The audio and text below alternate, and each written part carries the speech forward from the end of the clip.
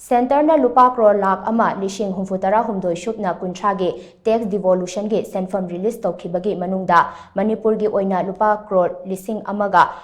Chani kuntra nipan dasmit mapan yaure. Ministry of Finance na ngarang release tawrakhiba state singi apunba tax devolution gi senfam lupa crore lakh ama lishing humfutara humdoi shupna kuntra asi haukhiba chahi lising ani kun marigi December da release tawkhiba senfam lupa crore lising marifu mapan supna marifu taruk tagi hengat lagani. Senfam hengat liba asi state singna Chawkhat Thaurang amasung Yaifa Thauranga mari leinana expenditure hengat hannaba amasung capital gi expenditure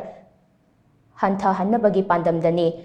hangat hannabagi pandamdani Union Finance Ministry na ngarang release tawkhiba senfam adu apunba state kun nipan gini madugi manungda Manipur gi oina lupa crore lising amaga chani kuntra nipan dasmit mapan asi yaukhibani awang nongpok state singi manungda Arunachal Pradesh gi lupa crore lising ahum supna Nimfu dasmit tara mari Assamgi lupa crore lising mangaga Chamri tara nithoi dasmit kuntra nipan Meghalaya gi lupa crore lising amaga chahum kuntare dasmit tara humdoi Mizoram gi lupa crore chanipan humfu manga dasmit tara manga Nagaland gi lupa crore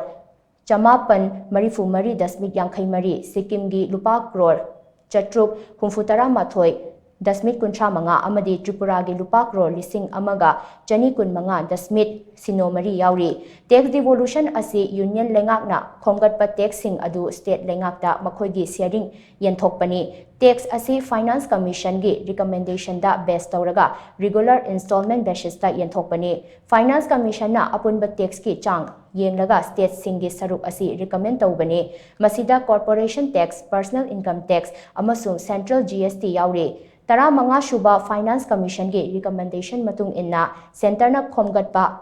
apunba tax ki chada nimfu mathoi asi kumja lising ani kun mathoi dagi lising ani kun taruk faubada state singda yenthokpani masibu vertical devolution haina su khangnei state singda fund yenthokpagi criteria asi horizontal devolution gi mawonda yenthokpa su yawi criteria asi gi manungda income distance yawi masida state singi income khwaidagi wangba per capita income kumja lising ani tara mathoigi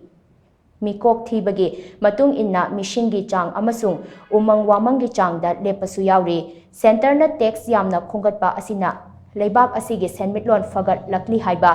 takpaga loinana center na state singda tax ki senfam chang wangna piba ngamlibani haidi